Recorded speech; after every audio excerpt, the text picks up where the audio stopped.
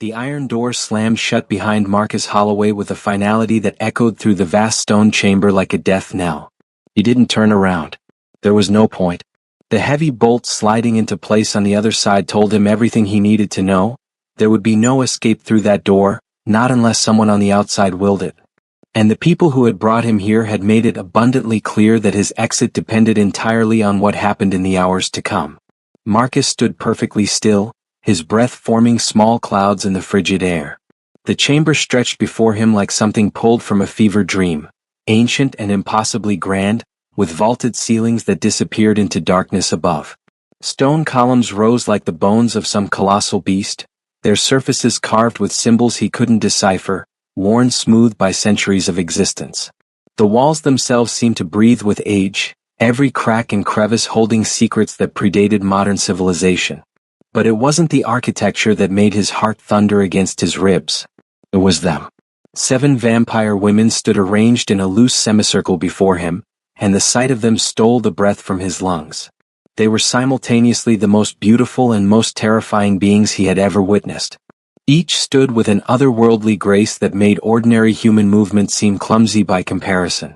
Their skin was pale as moonlight on snow, flawless and luminous in the dim candlelight that provided the chamber's only illumination. Dozens of red candles burned throughout the space, their flames casting dancing shadows that made everything seem alive and shifting. The vampire's eyes, every single pair, glowed with an inner crimson light, like embers in the darkness. Those eyes were fixed on him with an intensity that made him feel simultaneously like prey and like the most fascinating thing they had ever encountered. Their expressions ranged across a spectrum of predatory interest. Some gazed at him with open curiosity, tilting their heads like cats examining a particularly intriguing mouse. Others wore smiles that revealed just the hint of elongated canines, sharp and deadly. Still others watched him with an amusement that suggested they already knew how this night would end. Each vampire woman wore a gown that seemed crafted from shadow and silk, flowing dark dresses that combined medieval elegance with something darker, more primal. The garments moved around them like living things, responding to movements Marcus couldn't see, catching the candlelight in ways that defied normal physics. Some dresses were deep crimson, others midnight black, a few the color of dried blood or dark wine. Intricate embroidery traced patterns across the fabric, thorns and roses, Celtic knots, symbols from dead languages. But it was their wings that truly marked them as something beyond mortal comprehension. Magnificent and terrible, the wings rose from their backs like the sails of ancient warships. Massive structures of membrane and bone, they spread wide or folded close depending on each vampire's mood. The wings were predominantly dark, black or deep burgundy, but caught the light with an almost metallic sheen like oil on water. Some of the vampires kept their wings partially unfurled, creating dramatic silhouettes that made them appear even larger and more imposing. The wings seemed simultaneously delicate and powerful, capable of both crushing embrace and gentle caress. Marcus realized he had been holding his breath. He forced himself to inhale, to remember the instructions he'd been given by the pale men who had escorted him to this place. Do not run. Do not scream. Do not show weakness, but do not show arrogance. You are not their equal, but you are not their slave. You are an offering. A test. What they do with you depends entirely on how you conduct yourself in the next few hours. Some humans walk out of that chamber. Some do not. The difference is in how they face the darkness. The vampire woman standing at the center of the semicircle took a single step forward. The movement was so fluid it barely seemed to happen. One moment she was standing with the others, the next she was 3 feet closer, as if she had glided across the stone floor without her feet touching the ground. She was, Marcus thought with a strange detachment, the most regal of them all. Taller than the others by several inches, she carried herself with an authority that needed no announcement. Her hair fell in midnight black waves past her shoulders, contrasting sharply with her pale skin.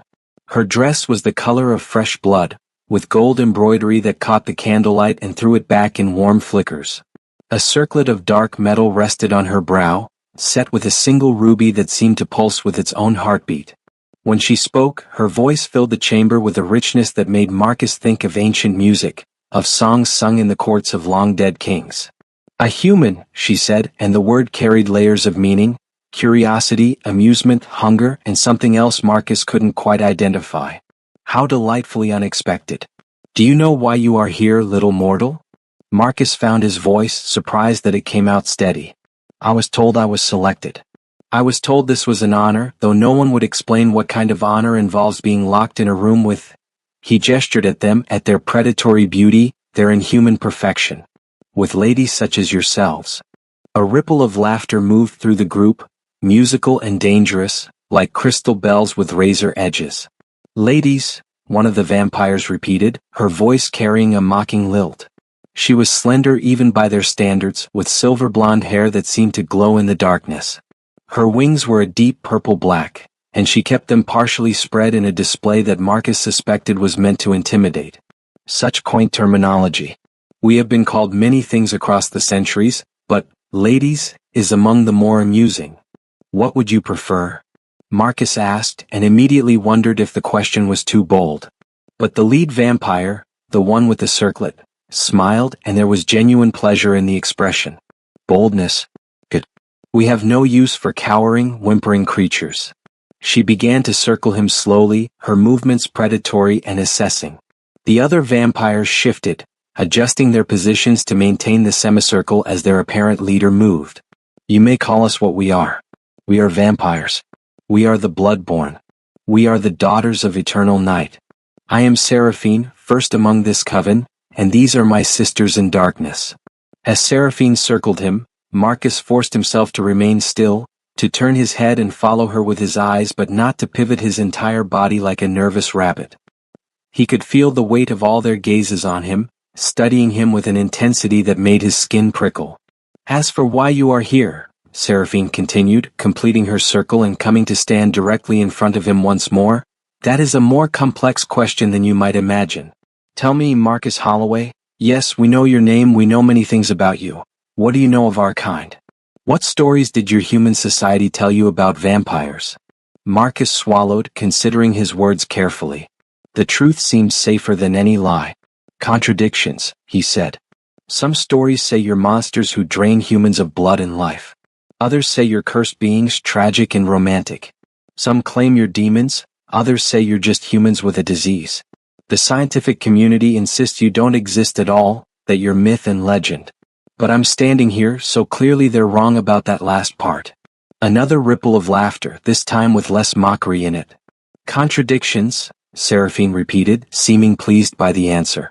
Yes, that is more honest than most humans manage. We are all of those things, Marcus. We are monsters, make no mistake about that. We have killed more humans than you could count in 10 lifetimes. We are also tragic, in our way, separated from the daylight, from aging, from the simple mortality that gives human life its sweetness. We are cursed and we are blessed. We are demons and we are simply beings trying to survive in a world that was not made for us.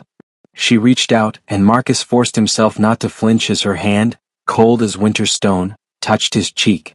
Her fingers trailed along his jawline with a gentleness that seemed at odds with her predatory nature. But what we are most of all, Seraphine whispered, her face now mere inches from his, her crimson eyes boring into his with hypnotic intensity, is lonely. The word hung in the air between them, unexpected and profoundly sad. Seraphine stepped back and Marcus realized he had been holding his breath again. She turned to face her sisters, her wings spreading wide in a gesture that seemed both protective and inclusive. That is why you are here, Marcus Holloway. You have been selected not as food, not as prey, though be assured that you could serve that function admirably. You have been selected as a test. A question we have been asking ourselves for decades. Can a human exist among us as something other than victim or thrall? Can one of your kind stand in our presence, know what we are and still choose to remain? Can we, in turn, resist our most basic instincts long enough to discover if there is another way to exist in this world? Marcus felt the words settling over him like a weight. He had suspected something like this, though the exact nature of the test had been kept from him. The pale men who had recruited him, human servants of the vampire covens, he now understood, had been vague about everything except the danger and the potential reward. If you succeed, they had told him, you will be granted knowledge and protection beyond imagining. You will see things no ordinary human has witnessed and lived to remember. You will stand at the threshold between worlds. If you fail, well, let us simply say that failure is permanent. What exactly does this test entail? Marcus asked, proud that his voice remained steady despite the fear coursing through him. It was a different vampire who answered, one who had been silent until now. She stepped forward from her position in the semicircle, and Marcus noticed immediately that she was different from the others in subtle ways. Her features were softer somehow, less sharp and predatory. Her eyes, while still glowing with that unnatural crimson light, held something that looked almost like compassion. Her wings were smaller than the others, a deep blue-black that reminded Marcus of the sky just after sunset.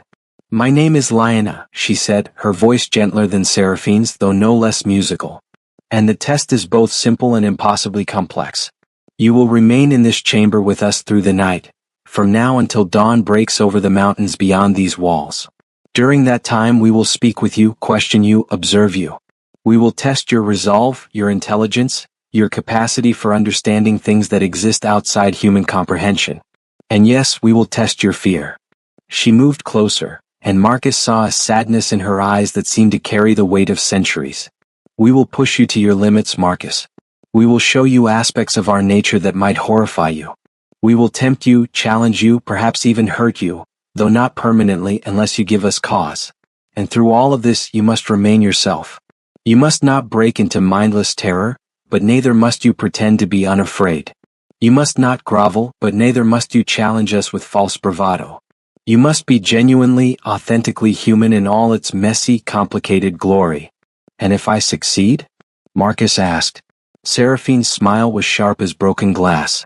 If you succeed, you will be granted something unprecedented in the modern age, acceptance into our world as an equal, or as close to equal as a mortal can ever be among the immortal. You will be given knowledge, protection, and access to a society that has existed in the shadows of human civilization for thousands of years. You will be, in essence, a bridge between our peoples. And if I fail? The silence that followed was answer enough.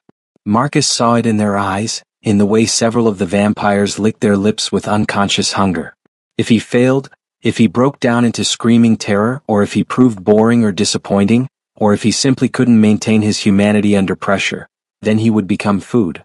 A meal. A footnote in their eternal existence. I understand, Marcus said quietly. When does the test begin? Seraphine's smile widened, revealing more of her fangs. My dear Marcus, she said, her voice rich with dark amusement, it began the moment the door closed behind you. The chamber seemed to shift around Marcus as the vampires moved, breaking their semicircle formation to arrange themselves in a pattern that felt simultaneously more casual and more threatening. Several of them settled onto what Marcus now noticed were pieces of ancient furniture scattered throughout the space, high-backed chairs that looked like thrones, carved from dark wood and upholstered in deep velvet. Others remained standing, their wings folding and unfolding in patterns that seemed to reflect their emotional states. Seraphine gestured to a chair that had been positioned near the center of the chamber, isolated from the others. Sit, she commanded, though her tone was more invitation than order. We shall be here for many hours. No need to exhaust yourself with standing. Marcus approached the chair warily, half expecting some trap, but it proved to be simply what it appeared, an old but sturdy piece of furniture. He lowered himself onto it, acutely aware of how the position made him feel even more vulnerable, surrounded on all sides by beings who could end his life in seconds. Lyanna, the gentler vampire, took a seat in one of the throne-like chairs to his right. She folded her wings close against her back and leaned forward slightly, her crimson eyes studying him with an intensity that was somehow more unnerving than Seraphine's predatory gaze. Let us begin with simple questions, Lyanna said. Tell us about yourself, Marcus Holloway. Not the facts we already know, your age, your occupation, your family history. Tell us who you are beneath all of that. What makes you more than simply another human among billions? Marcus took a breath, organizing his thoughts. This was a test, he reminded himself. Every word mattered. But Lyanna had also said he must be authentic, genuinely himself. Finding the balance would be the challenge. I'm a man who asks too many questions, Marcus began, surprised by his own honesty. That's what has defined most of my life. I was the child who couldn't accept, because I said so, as an answer. The student who drove teachers mad by questioning assumptions. The employee who challenged procedures that didn't make sense. It's cost me jobs, relationships, peace of mind. But it's also the reason I'm here. When your agents, servants, when they approached me with this opportunity, most people would have dismissed it as insanity or a scam. But I had to know. I had to understand if there was truth behind the myths. A vampire Marcus hadn't heard speak yet let out a low, appreciative sound. She was positioned to his left, draped across her chair in a way that managed to be both elegant and subtly threatening. Her hair was a deep auburn that caught the candlelight like fire, and her dress was the color of dark wine. Her wings were particularly impressive.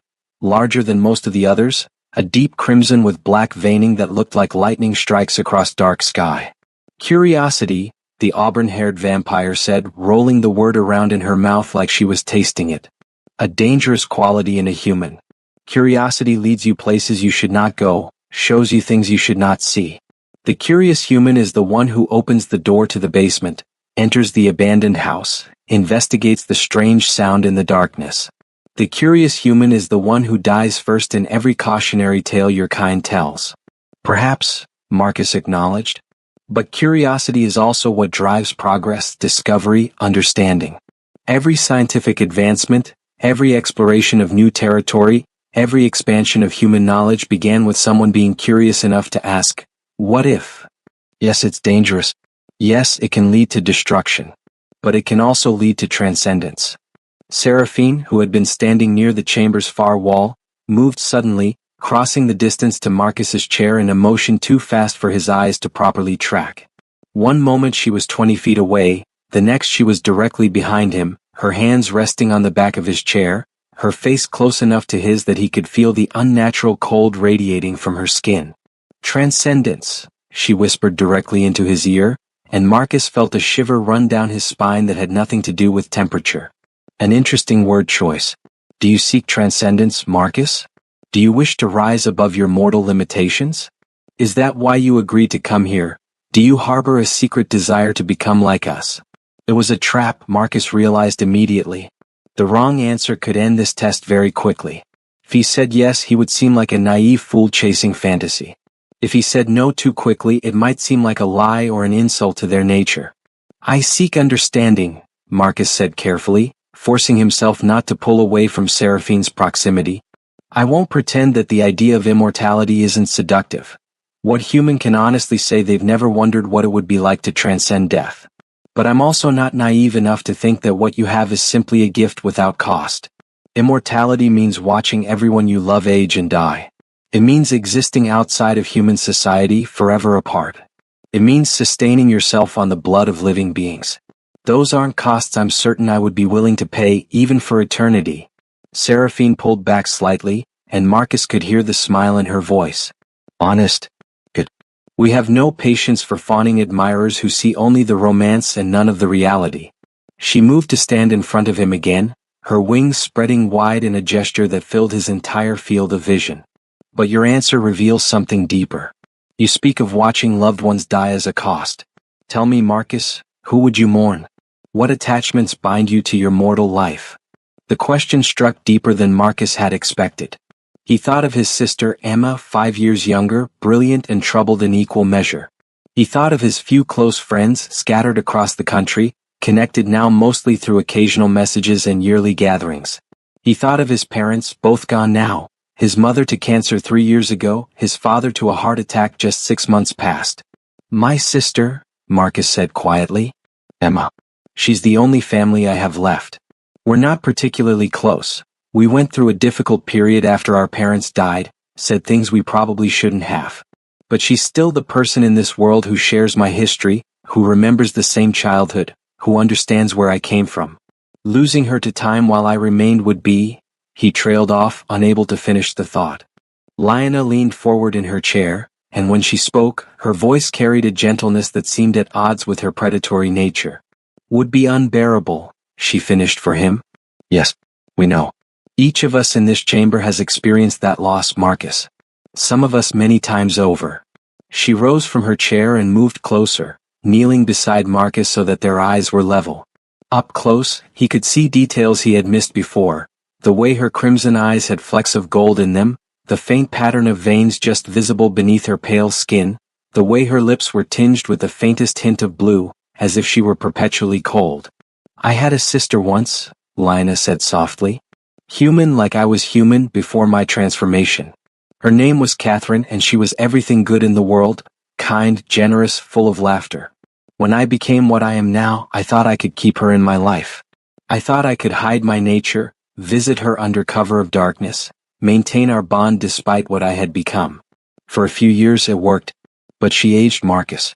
Every time I saw her, she was older, first barely noticeably, then undeniably. Lines appeared around her eyes. Her hair began to gray. Her movements slowed. And I remained exactly as I had been the night of my transformation, frozen at 23 years old, unchanging, unaging." Lina's voice cracked slightly, and Marcus was startled to see what looked like tears gathering in her eyes, though they were the color of blood. "The night she died, she was 81 years old. I held her hand as she passed, this ancient woman who had once been my younger sister. She looked at me with her failing eyesight and whispered, 'I'm sorry I got old, Lina. I'm sorry I couldn't stay young with you.' Those were her last words. An apology for being human. For living a natural life and dying a natural death." The chamber was silent except for the soft guttering of candles. Marcus felt the weight of Lina's story, the centuries of grief compressed into a few spoken sentences. He understood now, at least partially, what Seraphine had meant when she called them lonely. "How long ago?" Marcus asked quietly. 217 years, Lina replied. "And I remember it as if it were yesterday. That is another cost of immortality, Marcus. Not only do you watch those you love die, but you remember every detail of their passing with perfect clarity for centuries beyond. Grief does not fade for us as it does for humans. It simply accumulates, layer upon layer, until you carry an ocean of sorrow inside you." A different vampire spoke up, her voice sharp enough to cut through the melancholy that had settled over the chamber. It was the silver-blonde one with the purple-black wings who had mocked Marcus's use of the word ladies earlier. She remained in her position on the far side of the semicircle, but her voice carried easily across the space. "Enough mourning, Lina. We are not here to drown the human in our tears." She fixed Marcus with a gaze that was calculating and cold. "I am Morgana, and I have little patience for sentimentality. Let me ask you something more practical, Marcus Holloway. You say you seek understanding, but understanding requires trust. Why should we trust you? You are human. Your kind has hunted us, burned us, driven us into hiding across centuries. Your churches declared us demons. Your governments and secret societies have tried to exterminate us. Your scientists would dissect us if they could capture us. So tell me, what makes you different from the rest of your kind? Why should we believe you wouldn't betray us the moment you leave this chamber?" It was a fair question and a dangerous one. Marcus met Morgana's cold gaze as steadily as he could. "I can't give you guarantees," Marcus said. "I can't prove I wouldn't betray you because proof requires time and consistency, and I'm just a human you met tonight. But I can tell you this, I have no love for the institutions you mentioned. I've seen how governments treat anything they don't understand, with fear and violence. I've seen how religions use the idea of demons to control their followers. I've seen how science can become its own kind of tyranny, reducing everything to data and specimens. I don't represent any of those institutions. I represent only myself. And what I want is not to destroy or exploit or control. I want simply to know, to understand. And if that understanding leads to the possibility of coexistence, of peace between our kinds, isn't that worth the risk of trusting me?" Morgana studied him for a long moment, her expression unreadable. Then unexpectedly she laughed, a sharp, bright sound that echoed off the stone walls. "Pretty words. Idealistic words. The kind of words humans use before they inevitably disappoint us. But I admire the attempt." She rose from her position and moved closer, her movements liquid and predatory. "Let me tell you what I think, Marcus Holloway. I think you believe everything you just said. I think you genuinely mean it. And I think that when you are faced with the true reality of what we are, not the tragic romance, not the philosophical complexity, but the raw, bloody truth, you will break. You will run. And if you cannot run, you will scream." She was standing directly in front of him now, close enough that Marcus could see the way her fangs caught the candlelight. "So let me show you," Morgana whispered. "Let me show you what we really are." Before Marcus could react, Morgana's hand shot out and grabbed his wrist. Her grip was like iron, unbreakable despite her slender fingers. She pulled his hand toward her face, and Marcus felt a spike of pure terror as she opened her mouth wide, her fangs extending to their full length, easily an inch long, curved and sharp as surgical instruments. Then she bit down on her own wrist, not his. Dark blood welled up from the wound, blood so dark it was almost black, with a strange luminescence to it, as if it contained its own light. Morgana held her bleeding wrist up to the candlelight, letting Marcus see the way the blood moved, the way it seemed almost alive, pulsing with unnatural energy.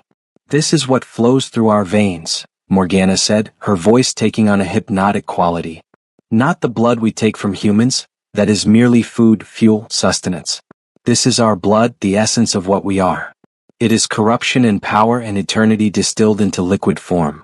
One drop of this in a human's bloodstream would begin the transformation, would start the process of dying and being reborn as one of us. It is poison and cure, damnation and salvation.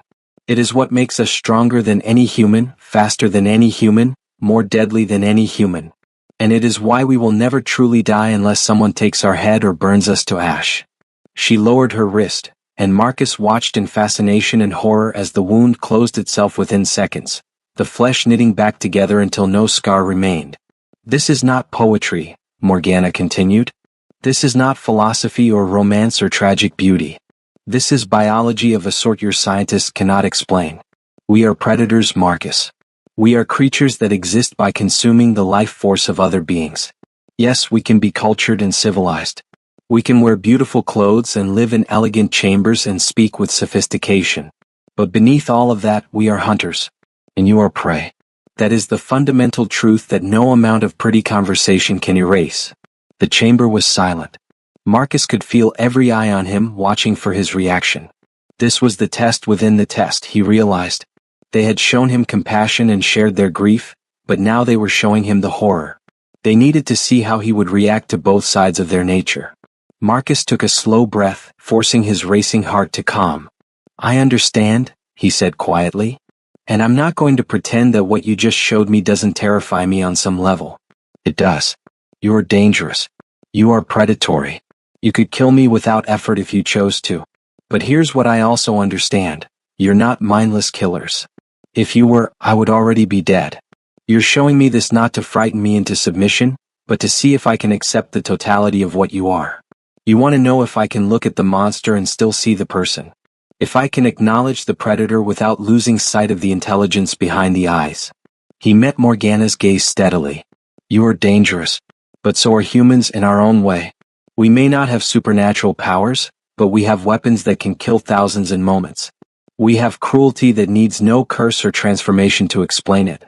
We have the capacity for evil that requires nothing more than ordinary human choice. So yes, you're predators. But that doesn't make you incomprehensible. It doesn't make coexistence impossible. It just makes it complicated." For a moment, nobody moved. Then Seraphine began to clap, a slow, deliberate sound that filled the chamber. "Well spoken," Seraphine said, genuine approval in her voice. "You continue to surprise us, Marcus Holloway." Many humans would have fainted or begun screaming the moment Morgana drew blood. You did neither. You watched, you processed, you responded with thought rather than pure emotion. "This is good. This is very good." She moved to stand beside Lyanna, placing a hand on the gentler vampire's shoulder in a gesture that seemed almost sisterly. "But we have only begun to test you, dear Marcus. We have shown you our sadness and our savagery. Now I think it is time to show you our society. To help you understand not just what we are, but how we exist in the world."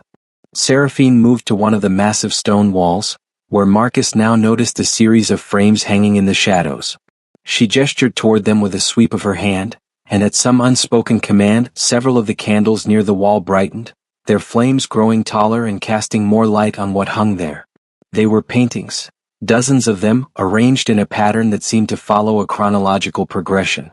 Marcus rose from his chair, drawn forward by curiosity, and the vampires parted to let him approach. As he got closer, he could make out details that made his breath catch in his throat. The paintings were old, Some of them clearly centuries old, their surfaces cracked with age, their colors faded but still visible. And in nearly every one he recognized faces. The faces of the vampire women standing in the chamber with him. "We do not appear in mirrors," Seraphine said from behind him, her voice taking on the cadence of a history lesson. "That particular myth happens to be true. Something about our nature fails to reflect in silvered glass. Your scientists would say it violates the laws of physics, but then, our entire existence violates those laws. However, we do appear in paintings, in photographs, in any artistic rendering. So we have, across the centuries, commissioned artists to capture our images. This wall is our chronicle, Marcus. Our history made visible." Marcus moved along the wall, examining each painting in turn. The oldest ones were done in styles he recognized from art history classes: medieval religious paintings, Renaissance portraits, Baroque compositions. In one, Seraphine sat on a throne wearing armor, a sword across her knees, the painting dated 1347 in small script at the bottom. In another, Lioness stood in a garden under a full moon, her wings spread wide, the style suggesting it was painted sometime in the 1600s. A third showed Morgana in an elaborate dress from the Victorian era, standing beside a fireplace with crimson eyes reflecting the flames. But it was one of the more recent paintings that stopped Marcus in his tracks. It showed all 7 of the vampires in this chamber, arranged around a table covered in maps and documents. The style suggested it was painted in the early 20th century, perhaps the 1920s, judging by certain details in the background. But what struck Marcus was the scene itself. They weren't hunting or feeding or doing anything overtly monstrous. They were working, planning, collaborating. "The Treaty of Warsaw," a new voice said, and Marcus turned to see one of the vampires he hadn't heard speak yet. She was statuesque, with sharp features and hair the color of midnight that she wore in an elaborate braid. Her dress was black as void, and her wings, the largest in the chamber, were a deep brown black that reminded Marcus of volcanic glass. That painting commemorates the night we negotiated peace between 7 vampire covens who had been at war for nearly a century. 200 years of bloodshed ended in that room through diplomacy and carefully crafted compromise. She moved to stand beside Marcus, studying the painting with an expression that might have been nostalgia. "I am Ravenna," she said. "I am the eldest in this chamber, transformed in the year of your Lord 963. I have seen empires rise and fall. I have watched human civilization transform from feudal kingdoms to whatever this modern age of yours considers itself to be. And I have learned that even among predators, perhaps especially among predators, civilization requires more than simple strength. It requires law, structure, order." Marcus looked from the painting to Ravenna. "You have laws? A government?" "Of a sort," Ravenna replied. "Nothing so formal as your human governments, with their constitutions and bureaucracies. But yes, we have rules that govern interaction between covens. We have territories respected across centuries. We have councils that meet to discuss matters of mutual importance. We have, in essence, a society, one that exists in the shadows of yours, unknown and unseen, but no less real for all that." She gestured to the other paintings on the wall. "We are not simply isolated monsters, Marcus. We are communities. We form bonds, alliances, friendships. We create art and music and literature. We preserve knowledge from eras your historians can only guess at. We are, in many ways, living libraries of human history, having witnessed firsthand the events that you only read about in books." Marcus moved to another painting, this one showing a massive gathering, dozens of vampires, perhaps hundreds, assembled in what looked like a vast cavern. "What is this?" "The Conclave of 1815, Seraphine answered, moving to stand on Marcus's other side. "Held in the catacombs beneath Paris. Every major coven in Europe sent representatives. We were gathering to discuss how to adapt to the industrial age, to the changing nature of human civilization. Gas lighting was making cities brighter. Railways were making travel faster. The old ways of hunting and hiding were becoming more difficult. We needed to evolve our strategies for survival." She pointed to one figure near the center of the painted gathering, a vampire seated on a throne-like chair, ancient and terrible in appearance. "That is Lord Constantine, one of the oldest of our kind. He argued that we should retreat entirely from human civilization, establish hidden strongholds in remote areas, minimize all contact with your kind. Others argued we should do the opposite. Integrate more deeply into human society, position ourselves within your institutions of power, control from within. What did you decide? Marcus asked, fascinated despite his fear. Compromise as usual, Morgana interjected, her voice dry. Some covens withdrew to isolation. Others, like ours, chose the path of careful integration. We learned to move through human society without being detected. We acquired wealth, influence, resources. We placed our human servants in useful positions. We became, in essence, a secret society operating within your civilization. Marcus thought about the implications of that. How many of you are there? How many vampires exist in the world? Fewer than you might think, Lyanna said gently. Fewer than we would like. Vampires are not easily created. The transformation is complex and frequently fails, resulting in death rather than rebirth. And we are not prolific in our reproduction. Creating a new vampire is a serious decision, one that requires approval from coven leadership. Done recklessly, it leads to territorial disputes, resource depletion, and increased risk of exposure. Ravenna nodded. At last count, there are perhaps 3,000 of us worldwide. A number that has remained relatively stable for several centuries. Compare that to nearly 8 billion humans, and you begin to understand the reality of our situation. We are not the dominant species, Marcus.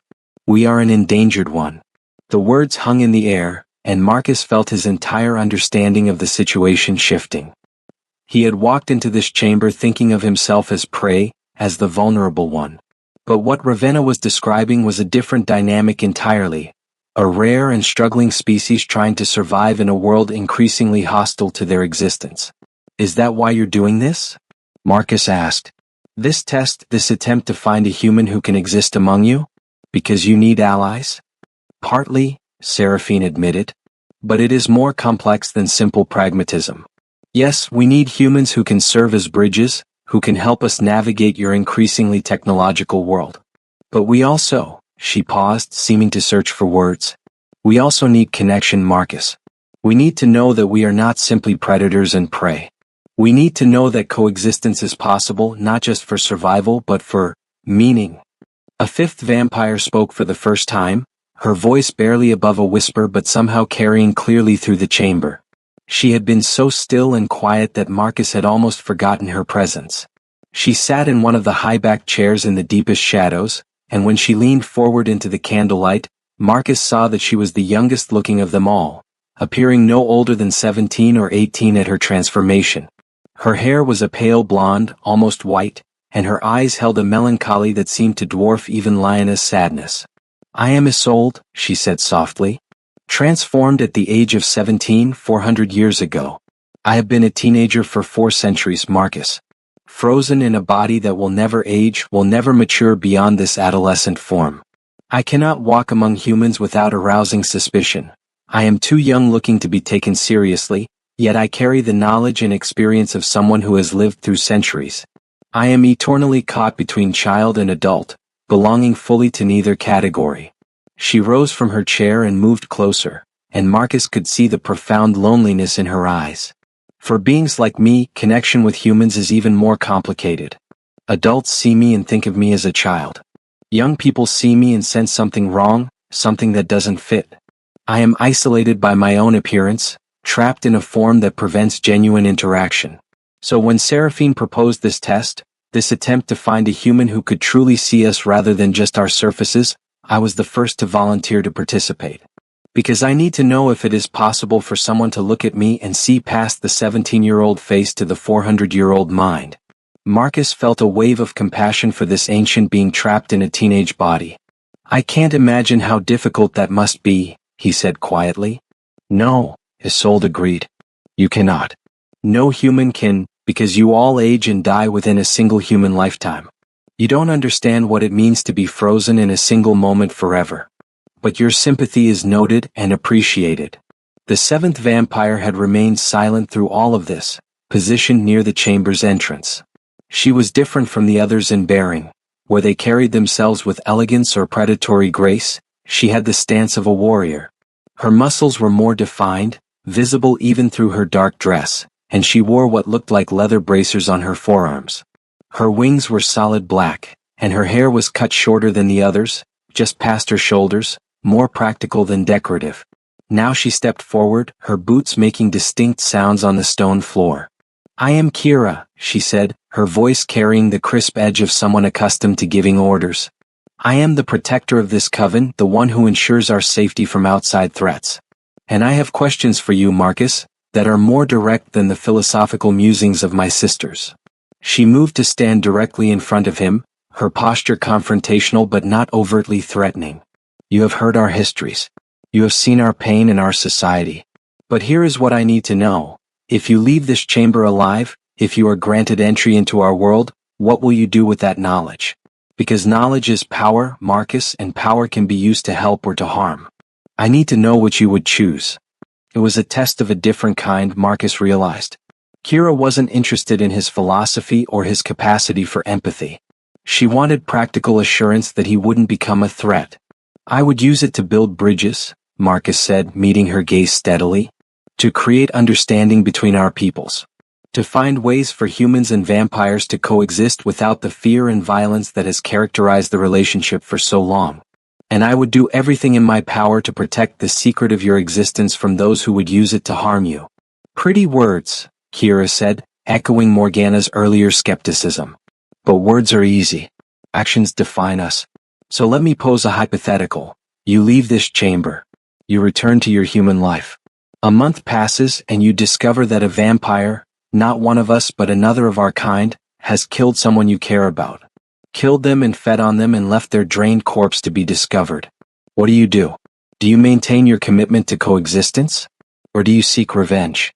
Do you run to human authorities with evidence of our existence? Do you become exactly the kind of threat I worry about?" It was a cruel hypothetical, but Marcus understood its purpose.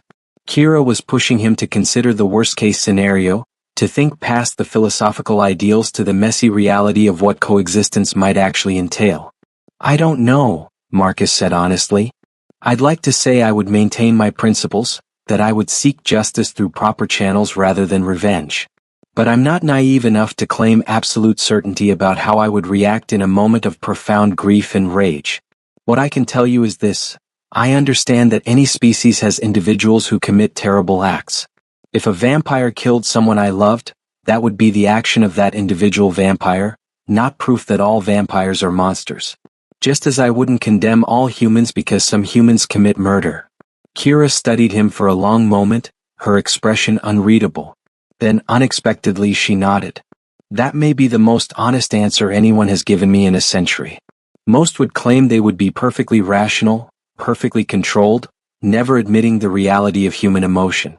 You acknowledge your limitations. That is acceptable." She stepped back and Marcus felt some of the tension leave his shoulders. He was beginning to understand the pattern of this test. Each vampire was probing a different aspect of his character, testing different strengths and weaknesses. Seraphine tested his courage and eloquence. Lina tested his empathy. Morgana tested his ability to face horror. Ravenna tested his capacity for understanding complexity. Isolde tested his ability to see past surfaces. And Kira tested his honesty about his own fallibility. "We have asked you many questions," Seraphine said, moving back to the center of the chamber. "But there is one more topic we must explore before this night can end. One more aspect of our nature that you must understand and accept." She exchanged glances with the other vampires, and Marcus saw something pass between them, some unspoken communication. "We have told you we feed on human blood," Seraphine continued. "We have explained that we are predators. But we have not shown you what that actually means. We have not demonstrated the act itself. And if you are to truly understand us, truly accept us, you must witness this reality." Marcus felt his heart rate spike. "You're going to feed? Here. Now." "Not on you," Lina said quickly, seeing his fear. "We would not take from you without consent, and this test specifically forbids us from feeding on you regardless. But yes, we must show you. We have a volunteer, a human servant who has offered his blood willingly. And you must watch. You must see what we are when we feed, and you must decide if you can accept that reality." Marcus took a shaky breath. This, he understood, was perhaps the most critical part of the test. It was one thing to discuss predation in abstract terms. It was another thing entirely to witness it. "All right," he said, his voice steadier than he felt. "Show me." A door that Marcus hadn't noticed before, concealed in the shadows between two pillars, swung open with a low groan. From the darkness beyond emerged two figures. Another vampire, male this time, serving as escort, and a human man who walked with steady steps despite obvious nervousness. The human was perhaps in his 40s, with graying hair and the build of someone who had once been athletic but had softened with age. He wore simple clothing, dark trousers and a loose shirt, and his neck was bare, exposed in a way that seemed deliberate. But what struck Marcus most was the expression on the man's face. He wasn't terrified. He was calm, almost serene, like someone approaching a religious ritual they had performed many times before. The male vampire who had escorted him was tall and lean, with features that could have been carved from marble. He wore clothing that was simpler than the elaborate dresses of the female vampires, black trousers and a dark shirt, but he carried himself with the same otherworldly grace. His wings were smaller than the female's, a deep gray-black, and his eyes glowed with the same crimson light. "This is Thomas," the male vampire said, his voice a deep baritone that resonated through the chamber. "He has served our coven for 12 years, providing blood when needed in exchange for protection, knowledge, and compensation. He volunteers for this demonstration of his own free will." Thomas nodded, his gaze moving across the chamber to meet Marcus's eyes. "It's true," he said, and his voice was surprisingly strong. "No one coerced me. No one used mental manipulation or threats. I choose this arrangement because it serves both my needs and theirs." Marcus stared at Thomas, trying to process this. "You choose to let them feed on you? Regularly?" "Monthly," Thomas confirmed. "Each feeding takes roughly a pint of blood, no more than a standard blood donation. Less, actually, than what medical blood drives request. I recover fully within a few weeks, aided by supplements and excellent nutrition that the coven provides. In exchange, I receive a generous income, access to knowledge and experiences no ordinary human could dream of, and the protection of beings far more powerful than any human security service." He smiled slightly, and Marcus was struck by how genuine it appeared. "I was dying 12 years ago. Cancer, stage 4, given 6 months to live. The coven found me, offered me an alternative. A small amount of vampire blood, administered carefully under controlled conditions. Not enough to transform me, but enough to halt the cancer's progression, to heal the damage. In exchange, I would serve them, provide blood when needed, maintain their properties, run errands in the daylight hours they cannot navigate. I took the deal. 12 years later, I'm healthier than I was at 30. The cancer never returned." Marcus looked from Thomas to the vampires, his mind reeling. "You can heal humans? Without transforming them?" "In limited ways," Ravenna answered. "Our blood is powerful, Marcus. In large quantities, it kills humans and then remakes them as vampires. In tiny quantities, administered by those with expertise, it can heal injuries, cure diseases, extend life to a degree. Thomas is not immortal, he will age and die eventually. But we have added years to his life and health to his days. It is one of the few gifts we can offer to humans who serve us faithfully." Seraphine moved to the center of the chamber, her presence commanding attention. "Thomas has agreed to allow us to feed from him tonight so that you may witness what this actually entails. But first, I must ask you directly, Marcus. Do you consent to watching this? We will not force you. If you cannot bear to witness it, you may turn away, though understand that doing so will affect how we evaluate your performance in this test." Marcus thought about it. Every instinct screamed at him to refuse, to close his eyes, to not witness what was about to happen. But he had come this far. He had committed to understanding these beings in their totality. Turning away now would be a failure of courage and conviction. "I consent to watch," Marcus said, his voice firm despite his fear. Seraphine nodded approvingly. "Thomas, you may choose who feeds from you tonight. That is your right as volunteer." Thomas looked across the assembled vampires, his gaze thoughtful. Then he gestured to Lyanna. "I choose you, milady. You're always the gentlest." Lyanna rose from her chair with fluid grace, her expression showing both gratitude and something like sadness. She approached Thomas slowly, giving him time to change his mind, but he stood steady. When she reached him, she placed one hand gently on his shoulder, a gesture that seemed almost comforting. "Are you ready, Thomas?" she asked softly. "I am, milady." Lyanna looked over her shoulder at Marcus. "Watch carefully," she said. "Not just with your eyes but with your full attention. What you are about to see is intimate and necessary. It is not torture. It is not murder. It is a transaction between beings who have negotiated terms and found mutual benefit. Keep that in mind." Then she turned back to Thomas, and her crimson eyes began to glow brighter. The light intensified until it seemed to fill the chamber, pulsing with hypnotic rhythm. Marcus realized he was watching some form of supernatural power at work. Something that went beyond mere physical abilities. Thomas's eyes grew heavy, his expression becoming distant and peaceful. "The light helps," Lyanna said, her voice taking on a melodic quality, still speaking to Marcus even as her attention remained on Thomas. "It relaxes the human, reduces fear and pain, makes the experience more pleasant. We can feed without this, violently if necessary, but we prefer not to. The blood tastes better when freely given, when the human is calm rather than terrified." She moved closer to Thomas, her hand sliding from his shoulder to cradle the back of his head gently. Her other hand tilted his chin up, exposing the line of his throat. Marcus could see Thomas's pulse beating in his neck, the rhythm slow and steady, unnaturally calm given what was about to happen. Lyanna's fangs extended fully, the candlelight catching on their razor-sharp points. She leaned in, and Marcus forced himself to keep watching even as every instinct told him to look away. The bite was swift, faster than Marcus's eye could track.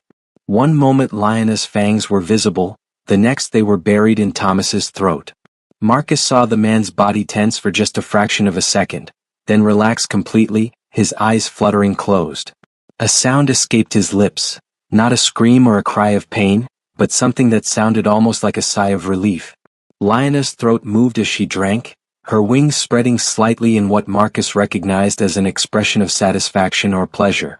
The feeding itself was quieter than he had expected. No grotesque slurping sounds, no evidence of struggle. It was almost peaceful in a surreal way. Thomas stood completely still, his breathing deep and even, his expression one of almost meditative calm. The other vampires watched with varied expressions. Some looked hungry, their eyes fixed on the feeding with obvious desire. Others looked away as if giving Lyanna privacy for an intimate moment. Kira watched with professional detachment, her expression neutral, while Isolde watched with something that looked like envy. Though whether she envied Lyanna's ability to feed or Thomas's ability to participate in the ritual, Marcus couldn't tell. The feeding lasted perhaps 2 minutes, though to Marcus it felt simultaneously longer and shorter than that, time becoming elastic and strange in the candlelit chamber. Then Lyanna withdrew her fangs carefully, and Marcus saw Thomas's throat for a brief moment. 2 small puncture wounds that were already beginning to close, healing at an accelerated rate that had to be the result of something in the vampire's saliva. Lyanna stepped back, supporting Thomas with gentle hands as he swayed slightly. Her lips were stained with blood, dark red, distinctly human rather than the strange black luminescent blood that flowed in vampire veins. She licked her lips clean with a movement that was both predatory and oddly fastidious, like a cat grooming itself. Thomas opened his eyes, and they were slightly unfocused but not pained. He smiled weakly. "Thank you, milady," he said, his voice a bit hoarse but steady. "As always, it was an honor." The male vampire who had escorted Thomas and moved forward immediately, wrapping a supportive arm around the human's shoulders. "Come," he said gently. "You need rest and sustenance. We have prepared everything you need." As Thomas was led back through the concealed door, Marcus realized he had been holding his breath again. He released it slowly, processing what he had just witnessed. It hadn't been the horror show he had expected. It had been strange, unsettling, definitely predatory, but it hadn't been monstrous. It had been, as Lyanna had said, a transaction. A ritual with rules and respect and mutual benefit. Thomas had given blood willingly, and in return he received healing, protection, purpose. Lyanna turned to face Marcus, her expression serious. "You watched the entire feeding. You did not turn away or close your eyes. What did you see, Marcus? What do you think of what you witnessed?" Marcus took a moment to organize his thoughts, knowing that his answer mattered deeply. "I saw a relationship," he said finally. "Not an equal relationship, There's an inherent power imbalance between predator and prey that can't be ignored. But I saw respect. I saw consent. I saw Thomas treated as a person rather than simply as food. I saw you using your powers to make the experience less painful for him. I saw complexity. He paused, then continued. It still frightens me. The idea of being fed upon, of being that vulnerable to being so much more powerful than me. But I also saw that it doesn't have to be violent. It doesn't have to be murder. If this is how you survive, through arrangements with willing humans who benefit from the relationship, then I can accept it. Not embrace it, maybe not participate in it myself unless necessary, but accept it as a valid form of coexistence. Seraphine was smiling, and this time the expression reached her eyes, softening her predatory features. You continue to impress us, Marcus. Many humans who witness feeding become hysterical, unable to process what they've seen. Others become inappropriately fascinated, fetishizing the act, seeing it as romantic rather than recognizing its genuine danger. You have managed to walk the line between those extremes, acknowledging both the fear and the possibility, both the predation and the partnership. Morgana moved closer, and Marcus noticed that her usual cold skepticism had softened slightly. I admit, she said, I expected you to fail at this stage. Most do. They either break down in terror or they reveal themselves to be thrill-seekers chasing vampire romance fantasies. But you have shown capacity for genuine understanding. That is rare. Marcus felt something unnot in his chest. Relief, perhaps, or the first genuine hope that he might actually survive this test. But he was also exhausted. The emotional and psychological weight of the past hours was beginning to take its toll. As if sensing his fatigue, Ravenna gestured to his chair. Sit, she commanded gently. You have been standing and moving for hours. The night is not yet over. Dawn is still several hours away, but we can allow you a brief respite before the final portion of the test. Marcus sank gratefully into the chair, and one of the vampires, the auburn-haired one he now realized he still hadn't heard speak much, produced a small flask. She offered it to him with a slight smile. Water, she said, her voice rich and warm. Just water, I promise. No blood, no strange vampire concoctions. You need to stay hydrated, especially given the stress of the evening. Marcus took the flask gratefully and drank. The water was cool and clean, and he felt some of his energy returning. Thank you, he said. I'm sorry, I don't think I caught your name earlier? The auburn-haired vampire's smile widened. I am Kasia, she said. I have been content to observe for most of the evening, but now I think it is time I added my own test to the proceedings. She settled gracefully onto the arm of his chair, close enough that Marcus could feel the unnatural cold radiating from her body. Her massive wings folded close against her back, and she studied him with eyes that held a strange mixture of amusement and genuine interest. Tell me, Marcus, Kasia said, her voice taking on a conspiratorial tone, what is your greatest fear? Not the obvious one, not the fear of death or pain or being fed upon. I mean your deepest, most personal fear. The thing that keeps you awake at night, that haunts your quietest moments. Tell me that, and I will tell you if you have passed my portion of the test. Marcus stared at Kasia, caught off guard by the question. Greatest fear. Not the surface-level fears that everyone acknowledged, death, pain, loss. But the deeper thing, the personal terror that defined him in ways he rarely admitted even to himself. He thought about deflecting, giving some answer that sounded profound but was actually safe. But he had been honest all night, and that honesty had served him well. These beings could likely sense deception anyway, could probably hear his heartbeat accelerate if he lied. Meaninglessness, Marcus said finally, the word coming out almost as a whisper. My greatest fear is that nothing I do matters. That I'll live my life, make my choices, struggle and strive and search for truth, and in the end it will all amount to exactly nothing. That I'll die and the universe won't notice. That every question I've asked, every answer I've sought, every moment of curiosity that has defined my existence will dissolve into the void without leaving even a ripple behind. The chamber was silent. Even the candles seemed to still their flickering for a moment. Kasia's expression had gone from amused to intensely focused. Go on, she said softly. Marcus found the words spilling out now, things he had never articulated even to himself. I think that's why I ask so many questions. Why I can't just accept easy answers. Because if I'm going to exist for such a brief time in the cosmic scale of things, then I need to know. I need to understand. I need to find meaning in the questions themselves, since I'm probably never going to live long enough to find all the answers. And the thought that I might waste my limited time on this earth, that I might get to the end and realize I never actually understood anything important, that I was just going through the motions without ever really seeing the truth of things. He trailed off, shaking his head. That terrifies me more than any physical death could. Kasia was quiet for a long moment, her crimson eyes studying him with an intensity that felt like it was looking into his soul. Then unexpectedly she laughed, not mockingly but with genuine delight. "Oh, you beautiful, tragic, perfectly human creature," she said, and there was affection in her voice. "Do you know what you have just done?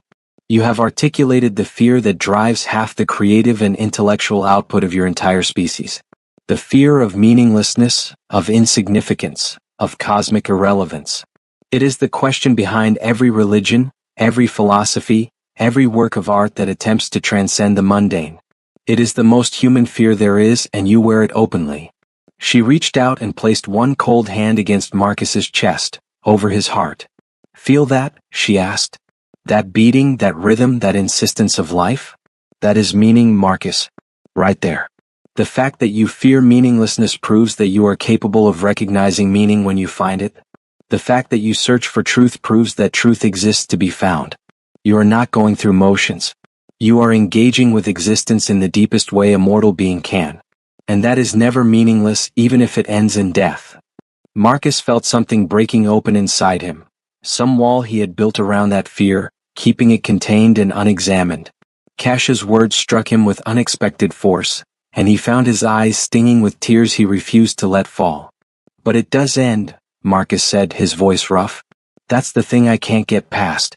Everything I learn, everything I understand, everything I become, it all ends when I die. And what's the point of gaining wisdom if it just evaporates? What's the purpose of understanding if it can't be preserved, can't be passed on, can't outlive the brief spark of consciousness that achieved it?" "Now we arrive at the heart of it," Seraphine said, moving to stand before Marcus. "Now we reach the true test. Because this, Marcus, is why we need beings like you. This is why we search for humans who can bridge our worlds."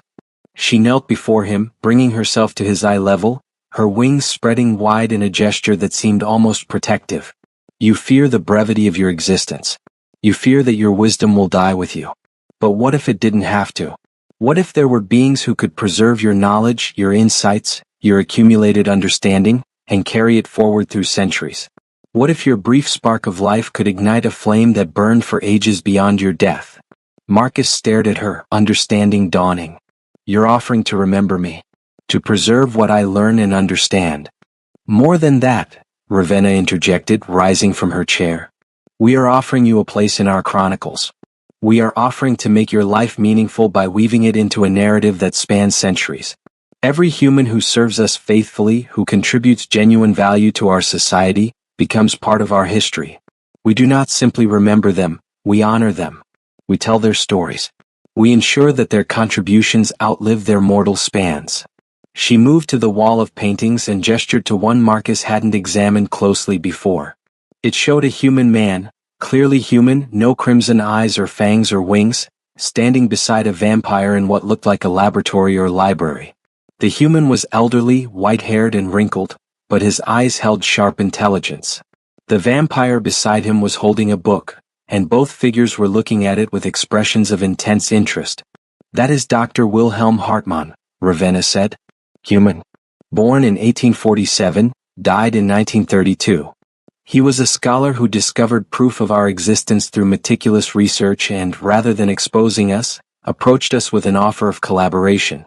He spent the last 40 years of his life working with our covens, helping us understand modern science, teaching us how to navigate the 20th century, adapting our ancient knowledge to contemporary frameworks.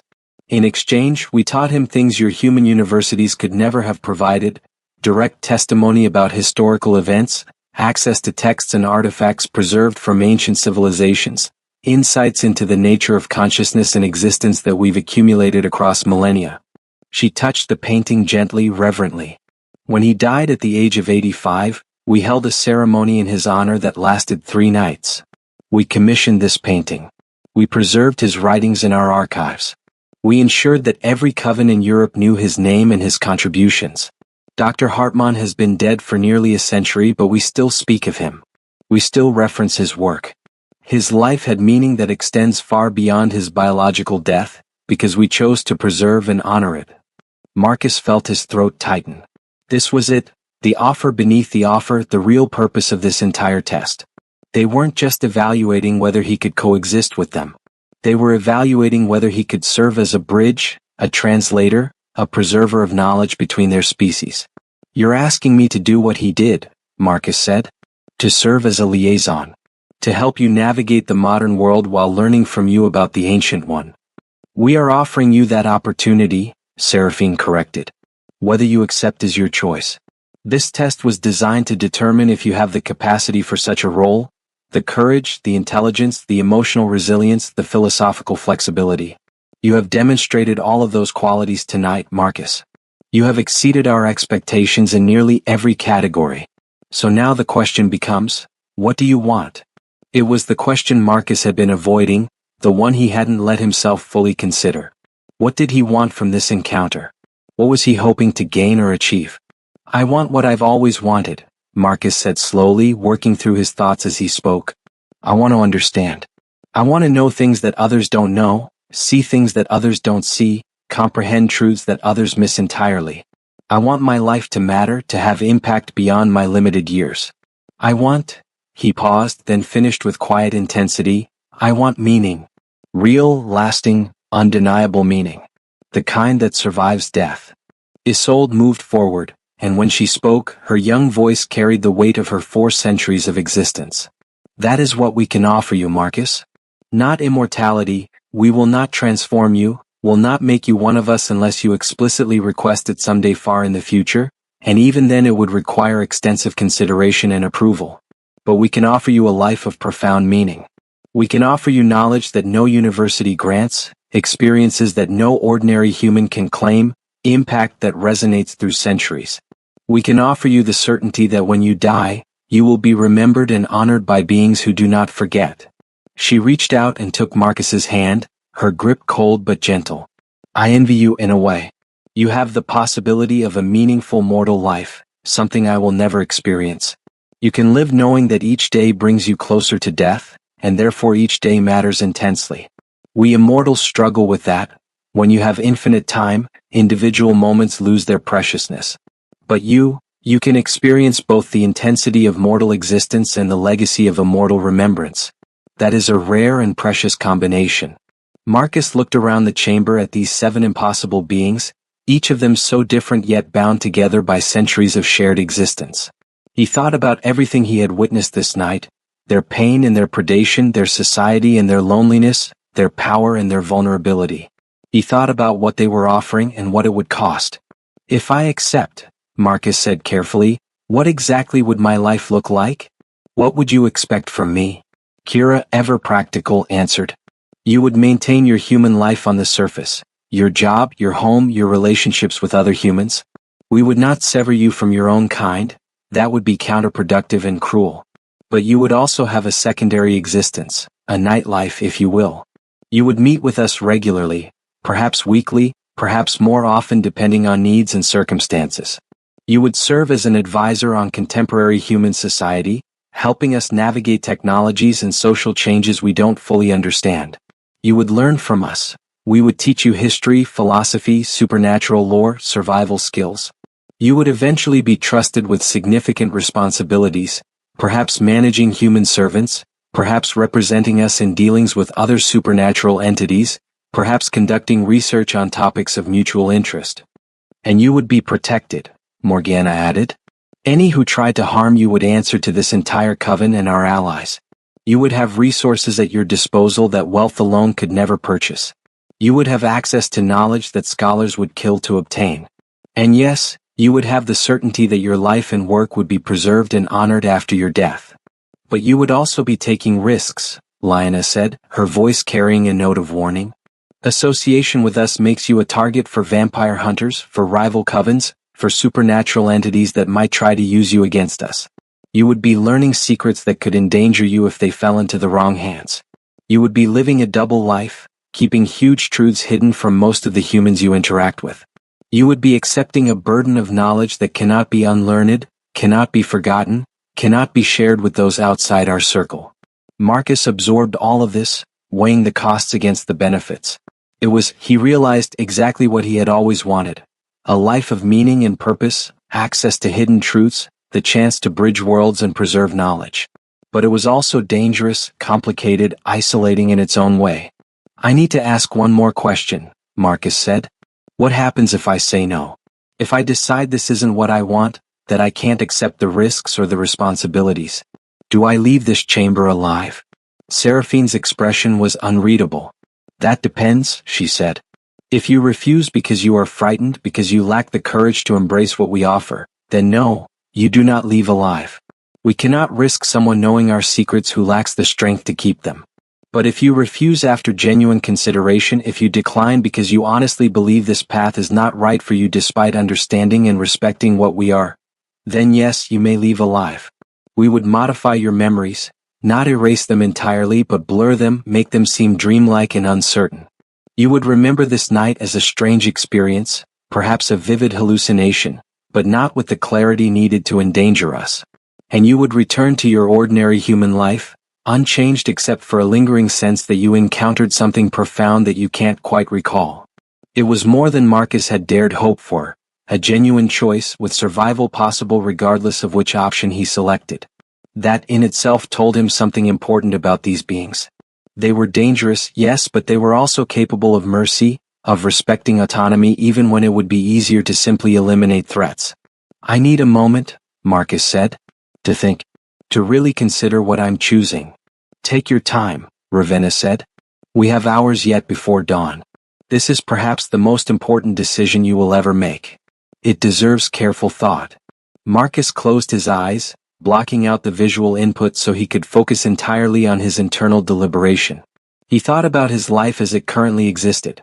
His job as a researcher at a small think tank, studying social trends and writing reports that maybe a few hundred people would ever read. His small apartment with its overflowing bookshelves. His handful of friends who thought he was too intense, too questioning, too unwilling to just relax and enjoy life. His sister Emma, with whom he barely spoke anymore after their arguments about their parents' estate and what they represented. It was a fine life. A safe life. A life that might last another 40 or 50 years if he was lucky, producing minor insights and small impacts, and then he would die and be forgotten within a generation. Now he thought about what was being offered, danger and knowledge, risk and meaning, a double life that would be exhausting and exhilarating in equal measure. He would be forever changed, forever different from ordinary humans. He would carry secrets that would isolate him from those who couldn't know. He would live knowing that beings who fed on human blood considered him valuable enough to protect. But he would also matter. His work would have impact. His insights would be preserved. His life would connect to something larger and longer lasting than any single human existence could achieve. And wasn't that what he had always wanted? Hadn't he spent his entire life preparing for exactly this kind of opportunity, even without knowing it existed? Marcus opened his eyes and looked at Seraphine. I accept, he said, his voice clear and steady. I accept your offer. I want to be your bridge, your liaison, your student and advisor. I want to learn from you and help you and be part of something that outlasts my brief time in this world. I want my life to mean something, and I believe you can help me achieve that. The change in the chamber was immediate. The vampires collectively relaxed, their postures softening, their expressions shifting from evaluative to welcoming. Several of them smiled, genuine smiles, not the predatory grins Marcus had seen earlier. Seraphine stood and extended her hand to Marcus. He took it, rising from his chair, and she pulled him into an embrace that was cold but somehow comforting, like being wrapped in winter moonlight. Welcome, she whispered into his ear. Welcome to the threshold between worlds, Marcus Holloway. Your life as you knew it has ended. Your new life begins tonight. Seraphine released Marcus from the embrace but kept one hand on his shoulder, a gesture that felt both ceremonial and genuinely warm. She turned to address the other vampires, her voice taking on a formal quality that reminded Marcus of ritual pronouncements. Marcus Holloway has passed our trials. He has demonstrated courage in the face of fear, compassion in the face of predation, honesty in the face of danger, and wisdom in the face of complexity. He has witnessed the feeding and not broken. He has heard our histories and not dismissed them. He has seen our nature, both beautiful and terrible, and chosen to stand with us regardless. By the old laws and the ancient traditions, I declare him accepted into our circle. He is to be granted the title of Threshold Walker, one who stands between our world and the human world, belonging fully to neither but connected to both. The other vampires responded in unison, their voices creating a harmony that seemed almost musical, so witnessed, so acknowledged, so sealed. Marcus felt a shiver run through him, not of cold or fear but of something else. Recognition, perhaps, that something profound had just occurred, that he had crossed a boundary that could never be uncrossed. Ravenna moved forward, producing from somewhere within her dark dress a small leather-bound book. The volume was clearly ancient, its cover cracked with age, its pages yellowed. She opened it to a page near the back, where Marcus could see names written in various hands, spanning what looked like different centuries based on the evolution of handwriting styles. "This is the Chronicle of Bridges," Ravenna explained. "Every human who has served as a liaison between our coven and the mortal world is recorded here. Some served for only a few years before death or retirement. Others served for decades. All are remembered, all are honored. Your name will now join theirs." She produced a pen, modern, Marcus noted, not some ancient quill, and offered it to him. "Write your name," she instructed. "In your own hand. Make your mark in our history." Marcus took the pen with trembling fingers. The page before him showed perhaps 20 names, the most recent dated 1987, over 35 years ago. Had it really been that long since the coven had found someone suitable? The weight of that realization settled over him even as he bent to write. Marcus Holloway, he inscribed carefully, and then the date, November 17, 2024. As he lifted the pen from the page, he saw something extraordinary. The ink seemed to shimmer for a moment, taking on a faint luminescence before settling into normal black. The effect lasted only a second or two, but all the vampires saw it and nodded with satisfaction. "The book acknowledges you," Lioness said softly. "It is bound with old magic, designed to recognize truth. If you had written your name without genuine commitment, the ink would not have taken. But you wrote with true intent, and the book accepted you." Ravenna closed the volume carefully and tucked it away. "Now," she said, "we must establish the practical terms of your service. This is not slavery, Marcus. You are not our thrall or our prisoner. You are our partner in this endeavor, and as such you have both rights and responsibilities." Kira produced a rolled parchment, actual parchment, Marcus noted, not paper, and spread it on a nearby table. The document was covered in flowing script that looked handwritten in multiple languages. "This is the covenant," Kira explained. "A contract, if you will, outlining the terms of your relationship with this coven. It was drafted centuries ago and has been refined over time to protect both parties. I will summarize the key points, and you may ask questions before you accept." She began reading, her voice crisp and professional. "First, secrecy. You will not reveal the existence of this coven or any vampire to any human without explicit permission from coven leadership. This protection extends even under duress. If you are captured or tortured or coerced, you are expected to die rather than betray us. In exchange, we will ensure that you have resources and training to avoid capture, and we will make every effort to rescue you should you be taken." Marcus nodded slowly. "That was harsh but understandable." "Agreed," he said. Kira continued, "Second, availability. You will make yourself available to the coven at minimum once per week, more often if urgent situations arise. We understand that you have a human life and human responsibilities, and we will work around those when possible. But the coven's needs take priority in matters of genuine importance. In exchange, you will be compensated generously, a stipend that will allow you to reduce your regular work hours if you choose, giving you more time for your duties to us." "How generous is generous?" Marcus asked, deciding to be practical. Morgana smiled slightly. "We are very old, Marcus, and we have accumulated considerable wealth across centuries. You will receive the equivalent of a comfortable six-figure salary, adjusted for inflation annually, deposited into accounts we will establish for you. Enough that you need never worry about money again, enough that you can pursue your interests and research without financial constraint. Marcus felt his eyes widen. That was far more than he had expected. Agreed, he said. Third, Kira went on, loyalty. You will not serve any other vampire coven or supernatural entity without our permission. You will not play us against rivals or use knowledge gained from us for purposes that would endanger or disadvantage us. In exchange, we will grant you the same loyalty. We will not use you as a pawn in political games without your knowledge, will not sacrifice you for convenience, will not betray your trust. Agreed. Fourth, education and training. We will teach you what you need to know to survive and serve in this role. You will learn our history, our laws, our capabilities and limitations.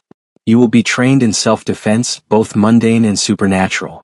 You will be given access to our libraries and archives. You will learn at least one dead language, probably Latin, so that you can read historical documents. In exchange, you will dedicate time and genuine effort to these studies. This is not optional. Ignorance in our world gets people killed. That actually excited Marcus rather than concerned him. Absolutely agreed. Fifth, boundaries. You will not be required to kill for us, nor to engage in activities that fundamentally violate your moral code. We understand that humans have ethical limits and we will respect those. However, you must understand that we will sometimes do things you find morally problematic. We are predators, we do feed on humans, we do occasionally kill when necessary. You do not have to participate, but you also may not interfere or pass judgment. In exchange, we will not force you to witness or participate in activities that would traumatize you unnecessarily. Marcus thought about that. Could he really stand aside while beings he was allied with did things he might consider wrong? But then he had already watched Lyanna feed. He had already accepted that vampires were predators. This was simply acknowledging reality. Agreed, with the understanding that we may need to negotiate specific situations as they arise. Kira nodded. Acceptable. That flexibility is actually written into the covenant. Sixth and finally, termination. If at any point you wish to leave this arrangement, you may request release. Such requests are not automatically granted. We will evaluate whether you can be safely released without endangering us. If we judge that you can, your memories will be adjusted as previously described, and you will return to ordinary human life. If we judge that you cannot be safely released, well, let us say that you should be very certain before entering this arrangement that you wish to see it through. That was the dark undercurrent, Marcus realized. This was a commitment that might last the rest of his life. Leaving might not be an option once he learned too much, became too valuable, knew too many secrets. But he had already decided. He had already chosen this path. I understand, Marcus said. I agree to all terms as described. Seraphine stepped forward again. Then there is one final element to the covenant.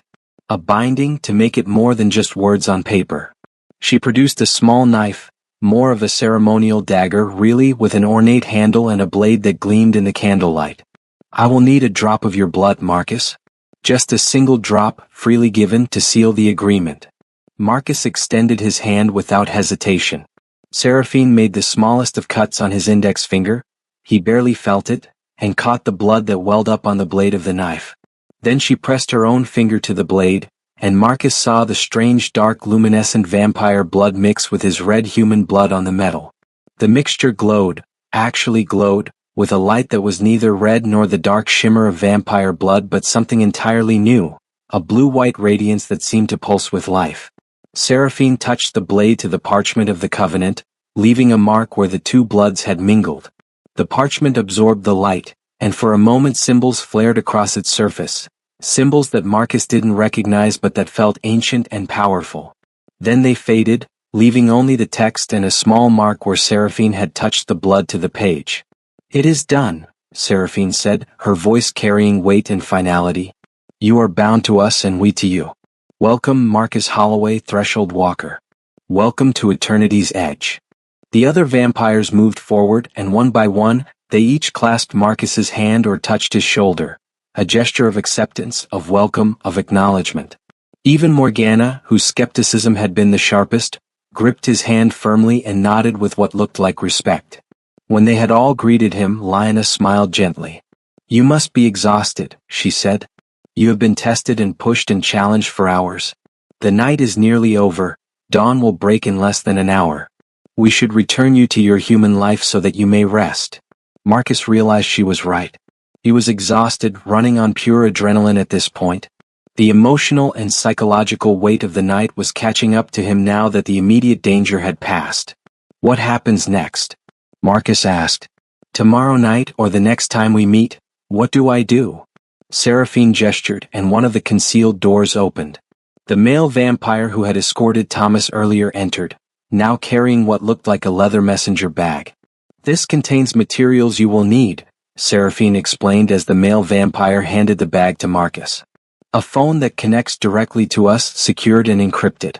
A key to a property we maintain in the city, where you can meet with us or access resources. Initial reading materials to begin your education. And enough cash to address immediate needs. Tomorrow evening, you will return to the address on the card you'll find in the bag. We will begin your training properly then. Marcus took the bag, feeling its weight.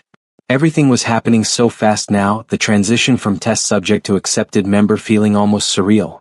One more thing, Isolde said, moving forward. She was holding something small that glinted in the candlelight. As she came closer, Marcus saw it was a ring, silver, set with a small dark stone that seemed to absorb light rather than reflect it. This is your mark of protection, she explained. Any vampire who sees this ring will know you are under the protection of our coven. It is not infallible. Rivals might still challenge us by harming you, but it significantly increases your safety. Wear it always. She slipped the ring onto Marcus's right hand, and he was surprised by how well it fit, as if it had been made specifically for him. The dark stone seemed to warm against his skin, and he could have sworn he felt a pulse from it, as if the ring itself had a heartbeat. Now, Seraphine said, we will escort you from this chamber. The human servants who brought you here will return you to your home. Sleep. Process what you have learned. And tomorrow night return to us, and we will begin to show you the true extent of the world you have joined.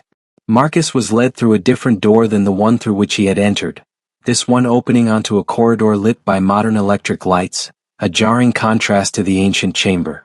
2 human servants were waiting there, the same pale men who had recruited him originally. They nodded respectfully, their attitude toward him noticeably changed. He was no longer simply a test subject. He was, apparently, someone worthy of respect. As Marcus followed them down the corridor, he looked back one last time at the chamber. The 7 vampire women stood silhouetted against the candlelight, their wings creating dramatic shadows against the ancient stone walls. They looked like something from a medieval painting, beautiful and terrible and utterly impossible. And yet completely real.